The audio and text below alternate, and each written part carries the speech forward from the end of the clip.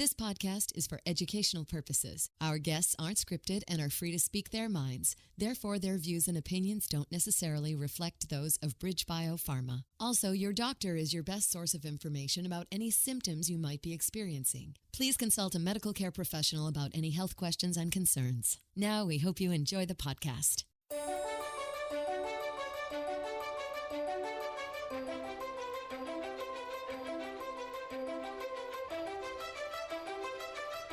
Bienvenidos a On Rare Innovators, un podcast donde hablamos con gente que han cambiado las vidas de la comunidad viviendo con condiciones raras. Estamos en Gijón, Asturias, España, para hablar con Carmen Alonso, la fundadora de la organización ALPE. ALPE quiere decir Ayúdanos luchar para esperanza. Es una organización para dar servicios y organizar la comunidad de acondroplasia y otras displasias. También hablaremos con el hijo de Carmen, Iago, y con Fanny González. Tiene años de experiencia con ALPE y también va a darnos sus ideas y memorias. Yo he conocido a Carmen y Fanny ya hace 7 años y he aprendido mucho de ellas. ¿Puedes introducirse, Iago? Mi nombre es Iago, soy el hijo de Carmen Alonso, ex ya coordinadora de la Fundación ALPE, ahora Senior Advisor, y nacido en Gijón. Quizás me han escuchado algunos en inglés porque viví 9 años en Manchester. Soy periodista de formación y nada más, ahí estoy, y es un placer. Soy Carmen Alonso, ahora Senior Advisor de la Fundación ALPE desde hace, yo creo que 4 años. Nací en un pueblo de las montañas asturianas que se llama Xomezana, un pueblo precioso, Xomezana más castellano. Estudié mis primeros años en el País Vasco, en San Sebastián, y luego ya para Gijón. Mi ciudad es Gijón, aunque haya nacido en Xomezana. Hoy es un día muy lleno de emociones, ¿no? Porque recordar, bueno, pues está muy bien, pero también es emocionar. Pero es un verdadero honor y un verdadero gusto estar con todos ustedes. Me siento bien. Es verdad que estas cosas se deberían de hacer más. La gente debería de contar su historia porque el mundo tiene que oír las historias de las personas. Yo a última hora soy, pues, como tantas heroínas anónimas que hay en el mundo.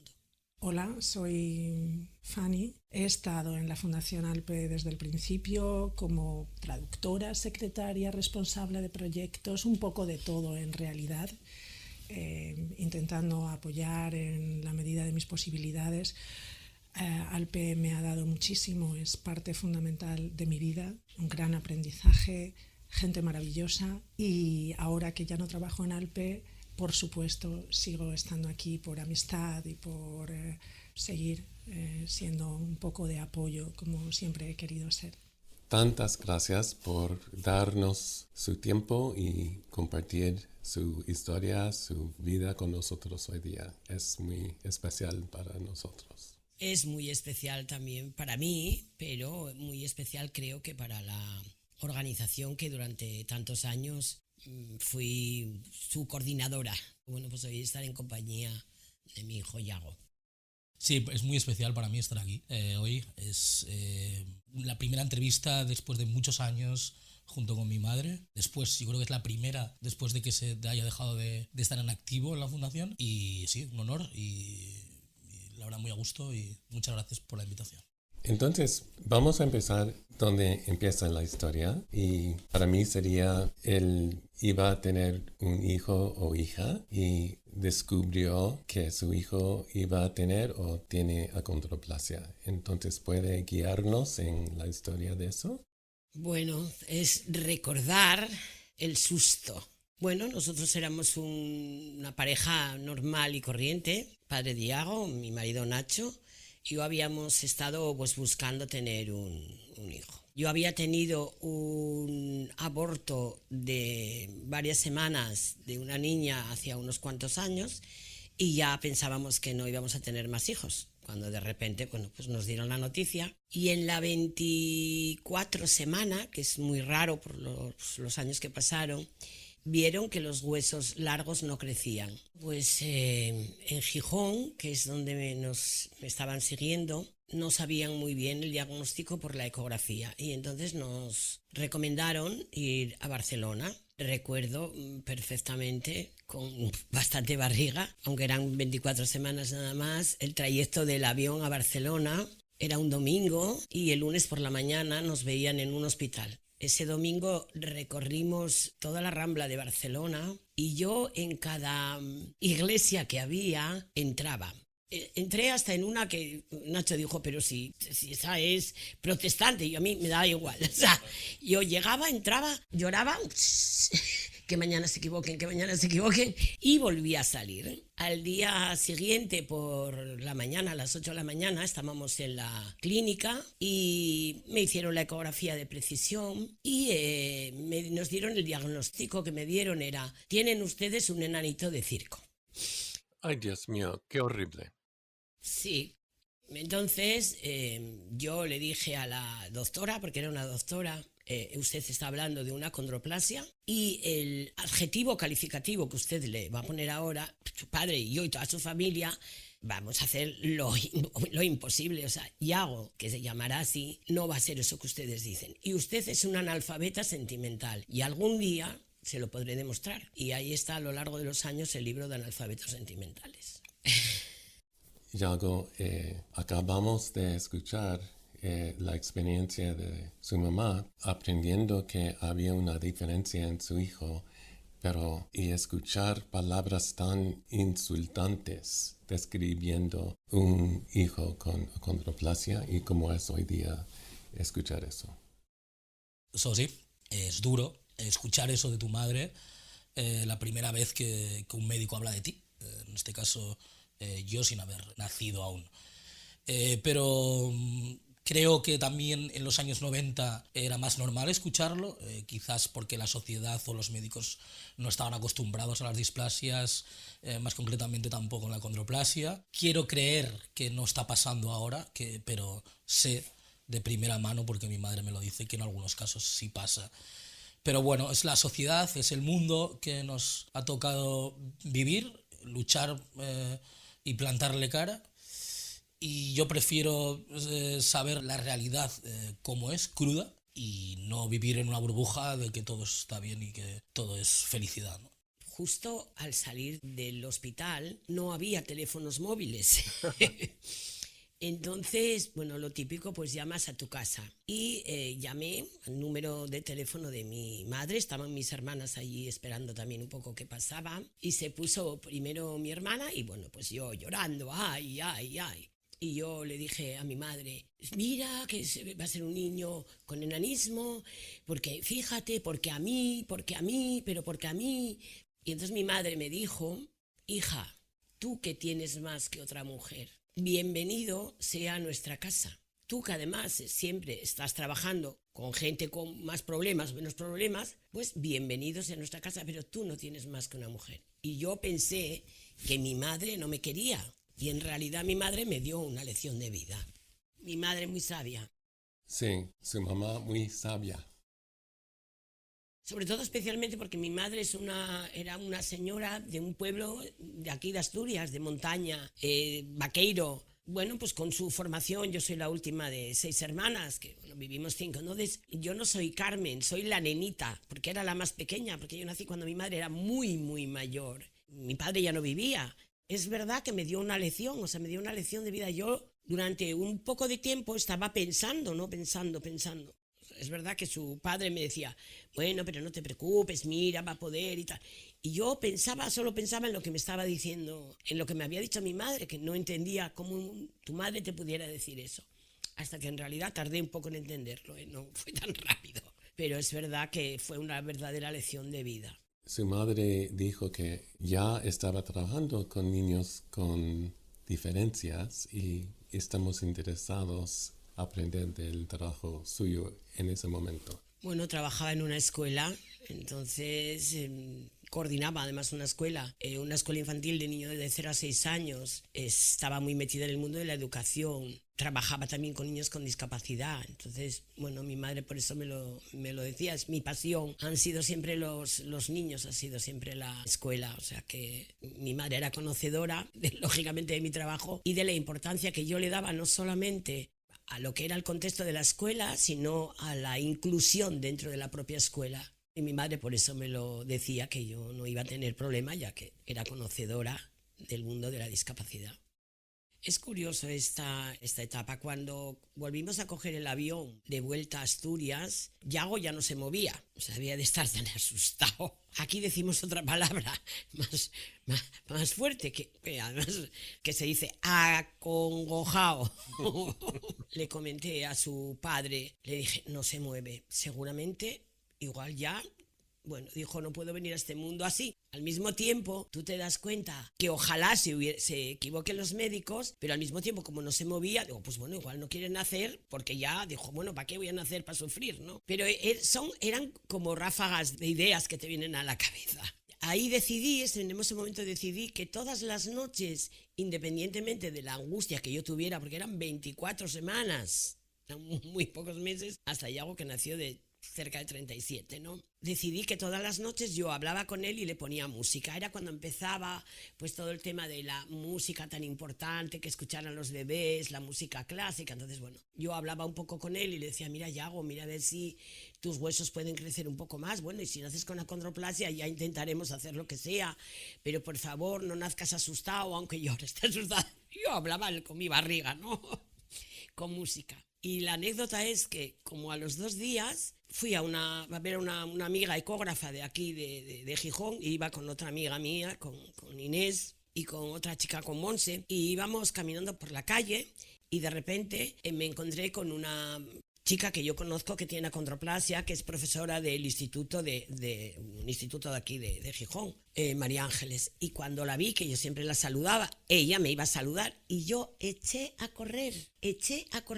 Y bueno, ya se pararon mis amigas y dijeron, bueno, mira, a ver, o sea, bueno, es que a Carmen le está pasando eso. No os preocupéis, pero eché a correr. O sea, era como...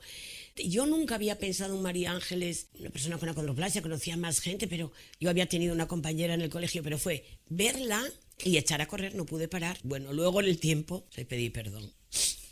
Hay mucho que puedo preguntar, pero quisiera saber, con su ejemplo de encuentro con ángeles, quisiera saber si había alguna comunidad o si conocía otras familias con hijos con acondroplasia o cómo era para ustedes.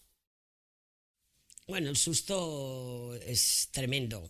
Lo que pasa es que cuando tú coges a tu bebé en brazos, el amor que sientes por él, además es que nació de cesárea y tenía unos ojos enormes, una sonrisa, nació con sonrisa, que todo ese susto que tienes lo sigues teniendo, pero lo miras y se te pasa, ¿no? Yo ya fui al hospital con una serie de anotaciones, de puntos, para empezar a trabajar la estimulación.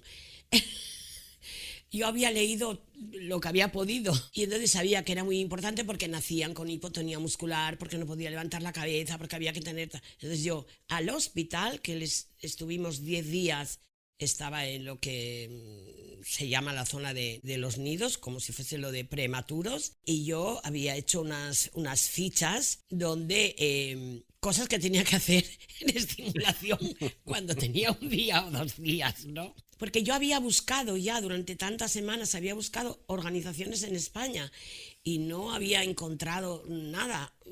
Había encontrado una organización en España que era la de Crecer, que ya al principio me tardé un poco en ponerme en contacto con ella porque no entendía lo de crecer. Si mi hijo iba a tener un crecimiento diferente, no entendía yo eso.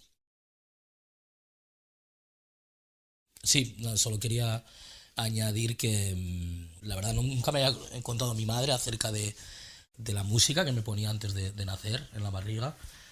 Quizás eso sea el motivo de por qué no puedo dormir ahora sin un podcast, sin música en las noches. Y también quería que no se me quería olvidar, porque ha sido parte fundamental de mi vida, mi abuela materna, Emma, que Mi infancia, muchos veranos los pasé con ella, y esa naturalidad con la que viví en un pueblo de alta montaña en Asturias, haciendo lo que hacían todos los niños y tratándome de manera totalmente normal, creo que ha forjado en mí un carácter y una personalidad muy importante, y eso se lo agradezco siempre. Y es una persona que a mí me marcó mucho en la vida, y eso que no la conocí tantos años como me hubiese gustado, pero sí, solo quería añadir eso, un recuerdo para mi abuela, que fue muy importante. Entonces, bueno, volvimos a casa y luego quise pasar más o menos a ver si encontraba a María Ángeles, sin llamarla, pero a ver si la encontraba para enseñarle al bebé, que ese era mi bebé. Tenía acondroplasia, pero era mi bebé. Y a partir de ahí, pues el primer año de vida es un año duro, es bastante duro, porque tú cuando vas a los médicos, aquí además prácticamente no había conocimiento, hicimos un recorrido turístico por toda España, buscando, porque yo lo que decía es, ¿cómo puedo yo incidir en la vida de mi hijo para mejorar su condición? ¿Qué puedo hacer? No había derecho a temprana, los médicos te decían todo lo que podía tener. Bueno, vale, díganme lo que no va a tener. Y a partir de ahí era todo como, no. Pero yo tenía mucho contacto con temprana, y entonces desde el primer momento, con el grupo de atención temprana o estimulación precoz, empezamos a trabajar. Déjame preguntar a Yago si quiere comentar. Lo que más recuerdo de mi infancia es que fue una infancia muy dura, el hecho de muy rutinaria, ejercicios del habla, de físicos, de movimientos, siempre activo.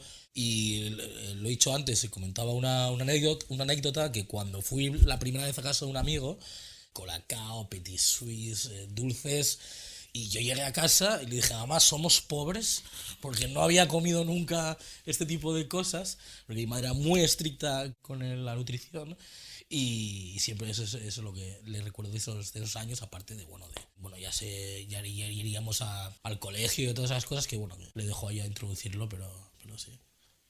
Recuerdo tristemente que los amigos que son de verdad están contigo, y los que no son de verdad, pues por tener un hijo diferente, te apartan. Yo lo sufrí, no lo entendía, creo que fue algo para mí muy, muy doloroso, que el grupo que yo tenía de amigas no estuvieran a mi lado. O sea, y yo cuando paseaba con Yago era como que Yago era invisible. Y una de mis amigas llegó a decirme que, oye, que era una putada, porque claro, que mejor hubiera tenido un niño con síndrome de Down que no un enano. Porque claro, el síndrome de Down a última hora da pena. Y bueno, y es para toda la vida y tal, pero un enano da risa. Claro, tú estás pasando por ese duelo, y si encima el grupo de amistades que tú tienes no están a tu lado, es como un doble duelo, ¿no? Dices, pero ¿por qué? Yo hubo un momento en el que me sentía culpable de que a lo mejor era mi culpa, no sé, el que no estuvieran a mi lado, ¿no? Gente que yo quería. Ahí también mi madre me dio una buena lección y me dijo que a los amigos son de las pocas cosas que uno puede escoger en la vida, que se cuentan con los dedos de la mano y que los conoces cuando tienes un problema. Otra vez su madre ayudó. Sí, es verdad que yo siempre digo que pasé el duelo de cuando un hijo diferente viene al mundo, que siempre digo que todo tiembla, y el duelo de que la gente que tú pensabas que iba a estar a tu lado no estaba. Pero me sentí muy, muy, muy acompañada de la gente que fui encontrando, y sobre todo de mi familia y de la familia de su padre. Estaban muy, muy atentos. La prueba es que le prepararon el mejor bautizo del mundo, y con una fiesta de un cordero. Mi madre dijo, es que hay que celebrarlo porque ha venido, igual que se han celebrado el resto, al final, ahora mismo, pensándolo desde ahora, pierdes, es verdad que los amigos los eliges, y vas ganando gente de verdad que te quiere de corazón, y eso es lo más importante.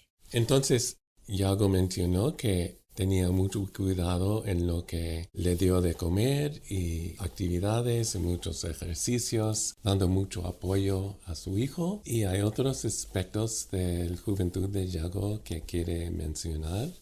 Bueno, Yago empezó en la escuela infantil cuando tenía no llegaba a un año, 8 meses o 6 meses. Yo enseguida también me incorporé al mundo del trabajo. Empezó en otra escuela en la que yo había empezado, con otra compañera, porque yo no quería que no... Bueno, yo estaba en niños mayores, en 5 a 6 años, y él estaba en el grupo de bebés. Desde el primer día tuvimos claro de las cuestiones que sí podía hacer o las que no podía hacer, pero igual que cualquier otro niño. Empezó a caminar, o sea, nos decían que en la condroplasia puedes empezar a caminar a partir de los 2 años o 3, y la verdad que es que él empezó a caminar antes de los 18 meses. Nos decían que la cabeza iba a ser muy grande, por eso siempre digo que el primer año de vida y el segundo año de vida es muy complicado con todo lo que te dicen y con todas las cosas que tienes como que pasar, ¿no? Entonces, independientemente de a todos los profesionales médicos que tú tenías que acudir, la vida seguía y tenías que hacer lo mismo que hacían el resto de los niños. Yago tenía 3 años y en la escuela en la que estábamos utilizaba un método que es el método Doman, donde va poniendo imágenes de pintores o de músicos, personalidades de arte, para que los niños se vayan como dando cuenta. Entonces yo no estaba en su clase, era otra compañera, estaba Ana y Inés, pero ese día me mandaron a mí, porque había como una reunión: Carmen, por favor, sube para hacer el método Doman con los niños. Y me toca a mí pasar las láminas, son unas láminas de imágenes de los músicos. Y bueno, pues empiezo, Mozart, mirar, Mozart, con 5 años, tocaba el piano, Tchaikovsky, bueno, fui dando una anécdota, y cuando llegué a Beethoven dije, mira, Beethoven, imaginaros, Beethoven no oía, pero componía música. Y sientes, y a las personas que no oyen se les dice que están sordos, y oyes una vocecina detrás, y los que son bajitos como yo dicen que enanos. Y yo tuve que cambiar con otra compañera porque no sabía seguir, o sea, era imposible, no podía seguir. Yago, acabamos de escuchar a Carmen recordando de la época de cuando estuvo joven en la escuela, y quisiéramos escuchar sus memorias de esa época. Sí, he tenido una suerte tremenda de tener los amigos que tengo.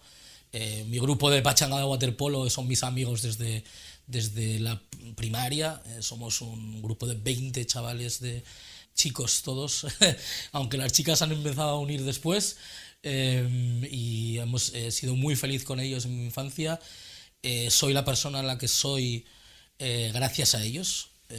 Creo que no sería la misma persona, ni tendría las mismas capacidades como tengo ahora, y creo que ellos me han forjado a mí, tanto mi familia como mis amigos, y para mí, yo creo que nunca se los he dicho, porque estas cosas no se dicen mucho, pero sí creo que es el momento, y ellos han sido parte fundamental en mi vida, y estaré eternamente agradecido de ser su amigo, y la verdad que formamos un grupo fantástico. En mi infancia he sido muy feliz, he atravesado problemas, evidentemente por ser una persona con discapacidad tienes que enfrentarte un poco a más problemas o más retos, y tener ese apoyo tanto familiar como de grupo de amigos ha sido clave, ha sido muy, muy importante, y yo gracias a Dios he tenido una infancia muy bonita, y la cual tengo muy buenos recuerdos en todo momento. Gracias, Yago.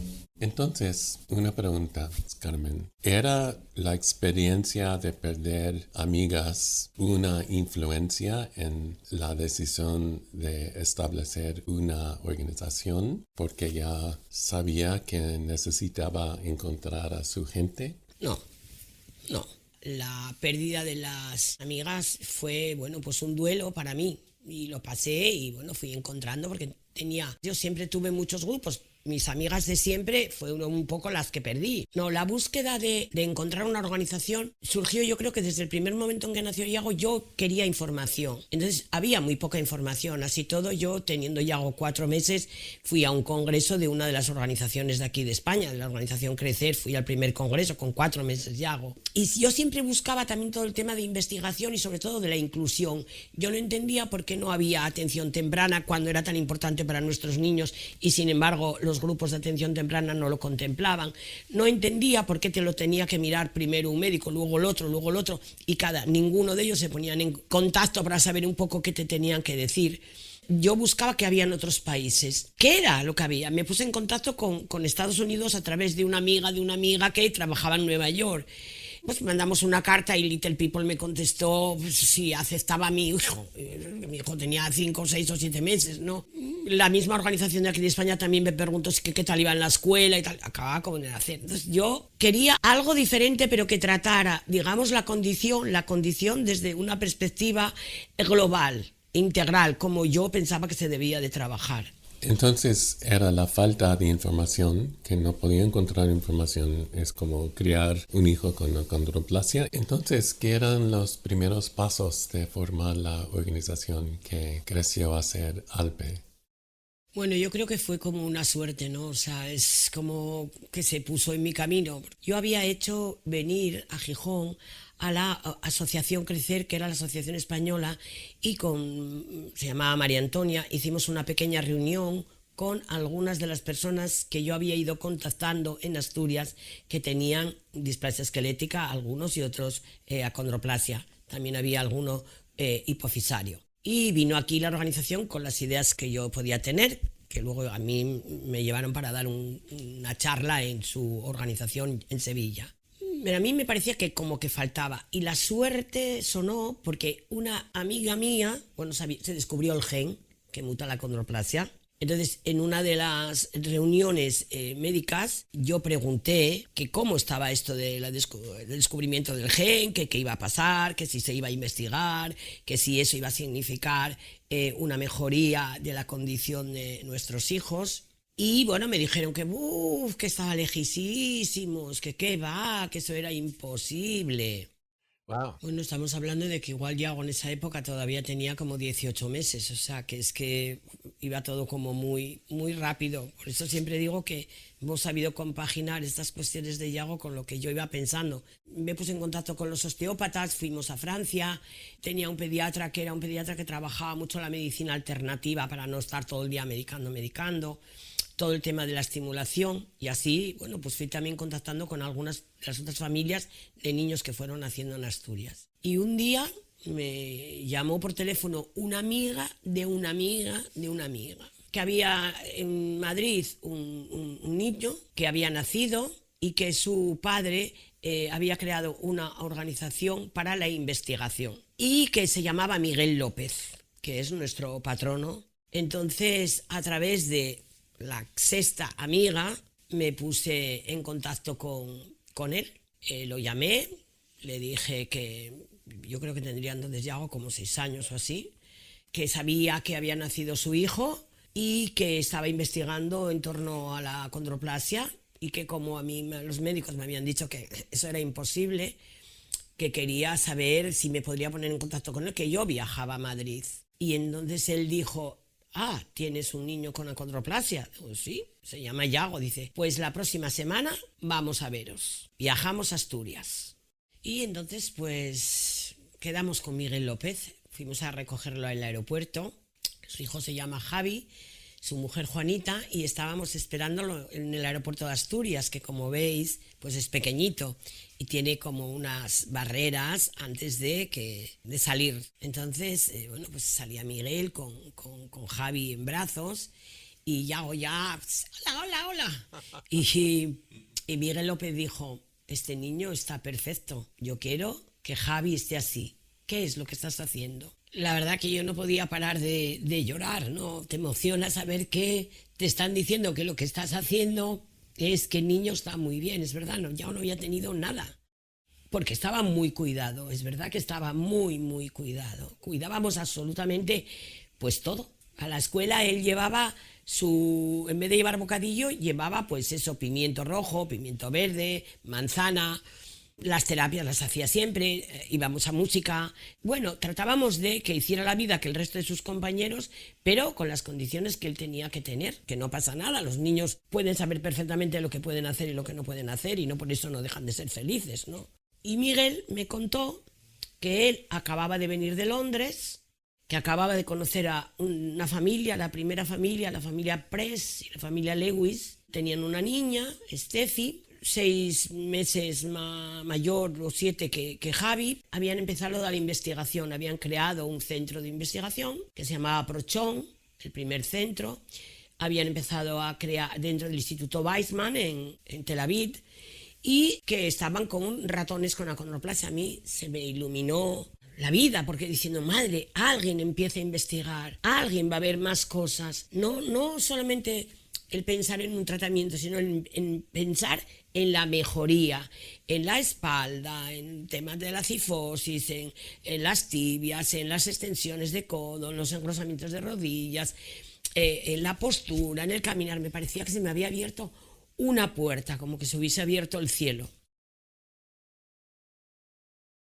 Tenía tantas preguntas porque yo me cuestionaba tantas cosas. Pensaba cómo está la vitamina D, por qué sudan tanto, qué pasa cuando hacen tanto tiraje, por qué tienen tantos problemas de mucosidad. Yo preguntaba siempre esto y me parecía que esto había abierto como una especie de mundo. Entonces Miguel dijo, yo ahora, cuando llegue a Madrid, voy a ponerme en contacto con el doctor Press y le voy a contar un poco lo que tú estás haciendo aquí. Alternativamente, o sea, es que yo lo hacía conforme a mí me podía parecer, o sea, iba sobre ensayo y error, o sea, fue ensayo y error. Entonces tenía el Dr. Press y Miguel López en comunicación al final con gente con interés en la ciencia y entendimiento de acondroplasia. ¿Qué pasó después en formar a ALPE? Bueno, el doctor Press me envió una carta preguntándome un poco pues quiénes éramos, qué era lo que estábamos haciendo aquí en Asturias, qué era lo que yo entendía, que por qué Yago estaba tan bien. Entonces él dijo que iba a venir a España y que quería conocer a Yago. Y organizamos una reunión en el centro de trabajo donde vivía Miguel López y vinieron pues a esa primera reunión. Vino el doctor Press, el padre de Wendy, su mujer, su hermano y Wendy y las niñas, Candace y Steffi. Empezamos a hablar. Claro, cuando vieron a Yago, es verdad que Yago era un niño que se movía muy bien, que estaba muy sano. Puede decir la gente suerte, bueno, y trabajo, suerte y trabajo. Y Philip dijo que qué interesante, que eso se podía valorar y mirar. ¿Qué estábamos trabajando? Pues con mucha medicina alternativa para que no estuvieran muy medicados y pues al hospital al que iba el niño haciendo todas las revisiones que tenía que hacer. Y él dijo, bueno, ideas, Carmen, ideas para llevar esto a Inglaterra. Yago, su experiencia de ser muy sano y muy capaz era influencia en la formación de ALPE. ¿Qué comentario tiene? Sí, la verdad que ser el modelo de la fundación desde un principio es algo que tienes en casa, que está tu madre contigo, que hay este problema, puedes tener puedes tener el otro, tienes demasiada información a veces quizás, pero al fin y al cabo eres conocedor de primera mano lo que lleva consigo la acondroplasia y también conoces otro tipo de familias y eso también te abre mucho tu capacidad de madurar como persona. Alpe se fue haciendo mayor, pues no tenía tantas ganas de ser el modelo porque mi madre estaba siempre muy encima mío, pero al fin y al cabo es algo que sería de tontos decir que no me ha ayudado. Claro que me ha ayudado, ha sido unas herramientas que he tenido a mi disposición muy, muy, muy importantes. Entonces, me parece que el modelo de cómo crear niños con acondroplasia era la manera como criaste a Yago en tu familia y en tu casa. A ver, es verdad que yo pues lo comenté, o sea, trabajaba sobre acierto y error porque me parecía que había tan poca información y bueno, pues por mi conocimiento hacía las cosas que me parecía que podían ser interesantes con el grupo también, algunos de los profesionales bastante alternativos que había aquí, ¿no? Es verdad que el doctor Press enseguida dijo, venga, pues hagamos para todo el mundo esas ideas que tú tienes, hagamos que se hagan visibles para todo el mundo. Yo os echo una mano. Vamos a crear una organización no gubernamental. ¿Qué organización se puede crear en España? Que a ellos les pareció muchísimo más interesante. Una fundación que ellos iban a presidir. El presidente sería él, que bueno, sigue siendo, el vicepresidente Michael Lewis, el principal patrono Miguel López. También, como necesitábamos gente, ahí estuvo Amador, que hoy no está con nosotros, que era el tío de Yago, y luego ya Naranda. Bueno, primero estuvo Pilar, bueno, ahora ya está Ángel, ahora Pedro Sagastizábal, o sea, estuvo y Pablo Gutiérrez, el padrino de Yago, que fue la persona que más inglés sabía y el que, bueno, pues tenía los contactos con Philip. Gracias por explicar el proceso que llevó a Alpe como fundación. Nos gustaría escuchar un poco del nombre de Alpe, cómo funciona, los servicios que ofrecen y la gente que participen. Bueno, pues como comentábamos antes, Alpe, bueno, pues tardó un tiempo, nos reunimos y lo primero era ponerle un nombre. Miguel López había creado una fundación que se llamaba la Fundación López Hidalgo. Y entre las palabras de las que habíamos hablado era ayúdanos a luchar por la esperanza. Claro, encontrar un nombre que tuviera el mismo significado en español que en inglés era como un poco complicado. Entonces, ayúdanos a luchar por la esperanza, que en inglés no lo voy a decir porque os podríais reír de mí, que ya lo diréis vosotros. A Philip, a la familia Press y a la familia Lewis también les gustó. Entonces, Alpe significa ayúdanos a luchar por la esperanza. Teníamos el nombre y teníamos muy claro también que iba a ser una organización en pro de las personas con achondroplasia, fundamentalmente, y con hipocondroplasia. Luego pasamos a trabajar con más displasias. Que fuera integral, que o sea, que desde el principio al final de la vida estuviera ahí absolutamente para todo, que fuese una ventana abierta al mundo, una ventana abierta a la diversidad, estamos aquí y necesitamos esto. Desde el primer acogimiento de las familias cuando tienes un bebé hasta el final de los días, con una serie de objetivos que se discutieron, con los contenidos, con las actividades. Y lo primero que necesitábamos era una persona que hablase perfectamente inglés, porque mi inglés era de chiste. O sea, encontrar a esa persona, y a la persona a la que encontré fue a Fanny, que bueno, como no puedo mirar para allá, pues está hoy aquí con nosotros y empezó conmigo desde el primer día, porque una de sus amigas tenía un niño con achondroplasia y fue la que me dijo, mira, pues yo conozco a una chica que habla perfectamente inglés y que creo que podría encajar. Tuvimos además una buena anécdota cuando yo hablé con Fanny por teléfono y con la que continúo. Ella ahora continúa de otra manera desde este año, pero bueno, yo sé que siempre va a estar ahí, o sea, también yo continúo ya de otra manera, ¿no? Entonces, creo que las dos seguimos en Alpe continuando de otra manera.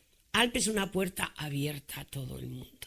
Como yo digo, todo el mundo que entra en Alpe siempre tiene algo que recibir, que ofrecer, que dar, por lo que sonreír, a veces por lo que llorar, pero sobre todo por lo de acoger.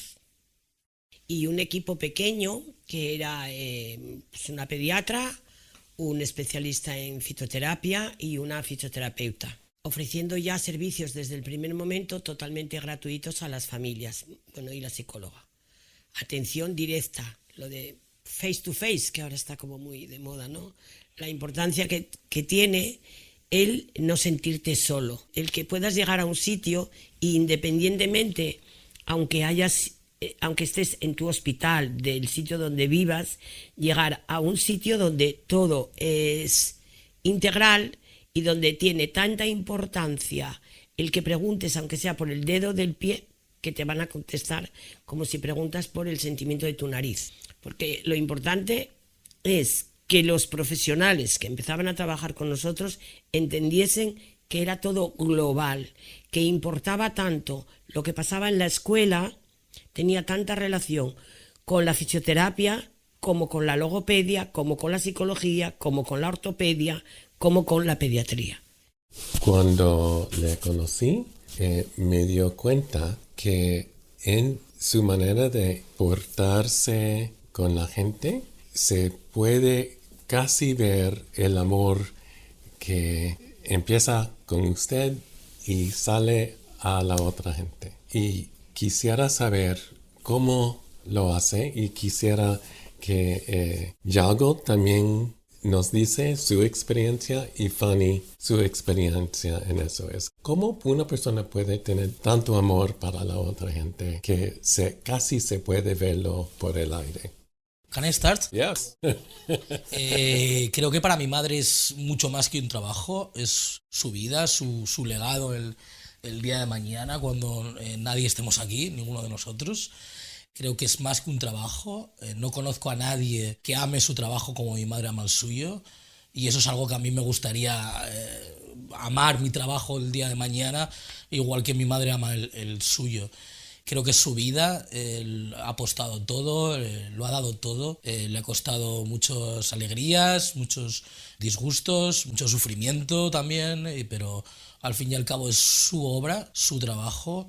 Ha estado rodeada de un equipo fantástico, con Fanny al principio, ellas dos solas, luchando por abrir todas esas puertas que hablan, y luego se han ido incorporando gente a la causa muy válida, y creo que eso es algo que el día de mañana creas una base para las futuras generaciones. Y eso es súper importante. Lo que ha significado para mí Alpe ha significado muchísimo. Lo será toda la vida. He tenido grandes mentores que creo que sin ellos, Felipe sobre todo, es un chico con acondroplasia mucho mayor que yo, que ha sido sabio, así conozco en mi vida, y es un mentor para mí, lo considero un hermano. Sé que esto le va a hacer llorar, pero me da igual. Quiero a mucha gente de Alpe como mi familia. He conocido personas maravillosas, más gente que ha pertenecido o pertenece a Alpe. Hoy pertenecerá. Bueno, muchas gracias, Iago. A ver, empezaste diciendo cuándo nos habíamos conocido, ¿verdad? El día que te conocí a ti, y creo que se lo comenté a Fanny, y bueno, y también estaba, o sea, porque es que conocer a QED fue súper simpático. Yo vi una noticia y automáticamente escribimos para ver qué era QED, y bueno, era como que QED empezaba y al día siguiente nos contestaron, ¿no? A través de Guillermo de la Cueva, que forma parte de nuestro comité científico. Entonces, descubrirte a ti fue descubrir que en las compañías farmacéuticas, que a veces, bueno, pues la compañía farmacéutica trabaja, o los investigadores trabajan con los ratones y la compañía con el tratamiento, y no se preocupa mucho, o se preocupa de una manera que para mí a veces es equivocada, solo desde la perspectiva clínica o la perspectiva médica, sin ahondar que es la más importante, que es la familia, o sea, dónde se desarrolla, cómo funciona, porque familia, al final, somos todos, da igual que tengas un año que tengas 80. Si tú amas y te abres y tienes alguien que te pueda entender, tu hijo es tu hijo, con una condición diferente, pero es tu hijo. Y eso me lo transmitiste tú, David. Carmen, gracias por decir lo que has dicho, pero no contestó mi pregunta. ¿De dónde viene tanto amor para la otra gente? ¿De dónde viene en su vida? Que le da el poder de compartir el amor con todos. Hombre, porque también es verdad que he ido encontrando a lo largo de estos años gente que te quiere, que te aprecia, y entonces eso es fundamental. Al final es un feedback. Tú das, pero también recibes mucho amor, ¿no? Una de las cosas claras que yo siempre tengo es que cuando a mí me dieron el diagnóstico y fue algo tan duro, no tuve esa manera de que tú puedas llamar a una puerta toc toc y te conteste una persona que sabe de lo que estás hablando. Entonces yo creo que eso es lo que yo doy, o sea, lo que a mí me pasó, me encantaría que no le pasara a nadie más. Y si yo puedo echar una mano, pues ahí estoy. Y el dar es amor, gracias, pero es que yo también recibo mucho.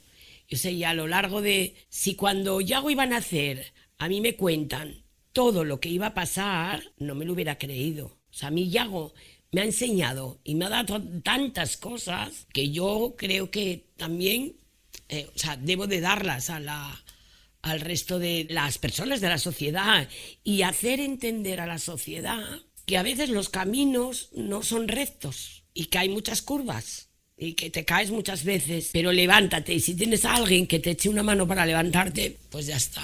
Fanny, Carmen ha conocido a Carmen y a Yago ya hace muchos años y quisiera saber su idea de dónde viene tanto amor y tanto cariño del centro de una persona ofrecido gratis a todo el mundo. Bueno, creo que en primer lugar la fundación no existiría sin Carmen.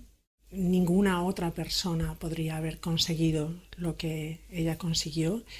Y sí que me pregunto por qué. Creo que una cosa importante es que Carmen no tiene límites, ni internos ni externos. Tiene la contrapartida de que a veces es poco ordenada, poco estructurada, porque lo mismo que es objetivo, ambicioso desde el principio era ayudar en todo, no en un área ni en otra, sino el estar ahí para todo. Eso ha seguido siendo así siempre y por eso contesta el teléfono a altas horas de la madrugada. No hay una diferencia entre adentro y afuera, privado, profesional. Simplemente todo en ella está unido, junto. Y lo que he oído decir a Carmen de que el amor que das es el amor que recibes, o quizá el que recibes es el que das, es la pura verdad. Es como si Carmen fuera una directora de orquesta a través de la cual fluyen las energías y está ahí en medio por ese no tener límites y todo pasa a través de ella, algo así. es extraño, es alucinante. Todos ustedes. Gracias. Wow. Gracias, Carmen, Yago, Fanny. Cuando decidimos empezar los episodios del podcast de Innovadores, pensé inmediatamente a Carmen porque he visto a Carmen con niños, con padres, con gente de la comunidad y siempre Carmen da abrazos de amor sin tocar a ninguna persona, que es como ella puede comunicar cariño, amor, apoyo en una manera tan clara y muy diferente que la mayoría de la gente. Me gusta mucho la imagen que ofreció Fanny, que Carmen es una conductora de una orquesta de gente viviendo, creciendo, con cariño y ha sido importante estar para las familias por la mañana, por la tarde, por la noche, siempre. Por eso es claro a mí que Carmen es excepcional y todos de nosotros podemos aprender de Carmen cómo cambiar vidas. Y es un ejemplo para todos nosotros, por eso es innovadora. Para más información sobre ALPE, hay que ir al website fundacionalpe.org. Gracias a Mandy, gracias a nuestra productora increíble, Amy Brooks. If you would prefer to listen to this episode in English, you could find the same episode with great translation by Fanny Gonzalez on the On Rare podcast, anywhere you get your podcasts. Y gracias a ustedes por escuchar a On Rare Innovators.